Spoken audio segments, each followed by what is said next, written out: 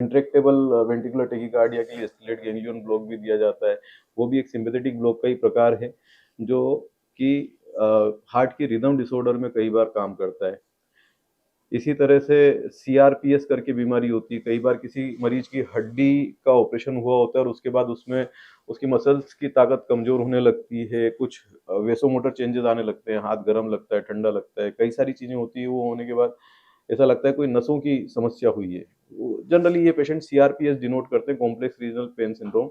और इन पेशेंट में भी स्टिलेट और T two T three sympathetic blocks, मतलब ये बोलने में बड़ी टर्म लगती है, कुछ स्पेशल प्रकार के इंटरवेंशन काफी हेल्पफुल होते हैं।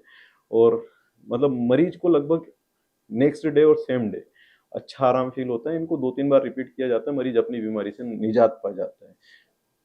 मैं एक स्टेप आगे से आपको इलाज बता रहा हूँ। हर सीआरपीएस का इलाज इंटरवेंशन से चालू नहीं होता है। इलाज वहीं से चालू होता है, दवा, गोली, फिजियोथेरेपी। जब बाकी चीजें काम नहीं करती है तो इंटरवेंशन काम करता है। मतलब मैं केवल लोगों को विश्वास दिलाना चाहता हूँ कि हम एक ऐसी जगह खड़े हैं जहाँ पे बाकी चीजें अगर काम नहीं कर रही हैं तो एक कंसल्टेशन आपको काफी आशा और उम्मीद दे सकता है आपकी बीमारी से जीत पाने में। चाहे ये कैंसर हो, चाहे ये सीआरपीएस हो, चाहे ये अन्य कोई सी बीमारी हो। कॉक्सिकोडाइनिया टेल बोन पेन में भी ये इंटरवेंशन लाभकारी होते हैं। हम उसमें ganglion empire inferior hypogastric sympathetic blocks देते हैं, जिससे कि मरीज को लंबे समय का लाभ होता है। एक और चीज आपसे इसी जगह डिस्कस करना चाहूंगा टेल बोन पेन के लिए। टेल बोन पेन आमतौर पर कॉक्सिकोडाइनिया बोला जाता है, जिसको बहुत लंबे समय से हम बोलते हैं कि ये वहां पे किसी ना किसी फ्रैक्चर के कारण हुआ है या कोई चोट के कारण हुआ है। मरीज बैठता है, लंबे समय तक उसको दर्द होता है। पर कई जगह मरीज को चोट की हिस्ट्री नहीं होती, उसके बाद भी मरीज को इस तरह का दर्द होता है। इस तरह का दर्द होता है, कारण होता है कई बार स्लिप डिस्क या डिस्क का फटना। L5-S1 गादी का डिस्कोजेनिक पेन भी कई बार कॉक्सिकोडाइनिया की तरह प्रेजेंट करता है, टेलबोन पेन की तरह प्रेजेंट करता है।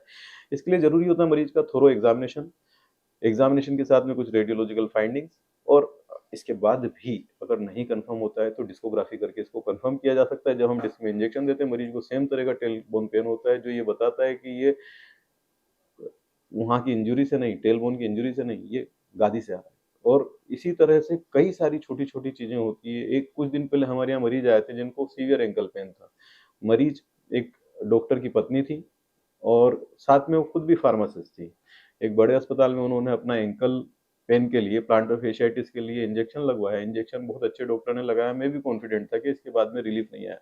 मैंने उनका एमआरआई करवाया। एमआरआई करवाया, L5-S1 पे पैथोलॉजी आई। जब L5-S1 पे पैथोलॉजी आई तो मैंने वहाँ पे डिस्कोग्राफी की। डिस्कोग्राफी करने के बाद हमारा इंट्राडिस्कल रेडियो फ्रीक्वेंसी ट्रीटमेंट किया। मरीज को 10 दिन के अंदर 70-80% रिलीफ हुआ। मरीज बहुत ही खुश था, गदगद था। ऐसे मरीज कम होते हैं, ये एकदम आम समस्या ऐसा नहीं है। पर मैं आपको ये बता रहा हूँ कि पेन मैनेजमेंट का रोल कैसे आता है डिफिकल्ट चीजों में, जहाँ समस्याएं काफी उलझी हुई हैं, आसानी से इलाज नहीं मिल रहा है। तो स्पर्श स्पाइन एंड पेन सेंटर एक उम्मीद की किरण हो सकता है, आपकी समस्या का सॉल्यूशन हो सकता है।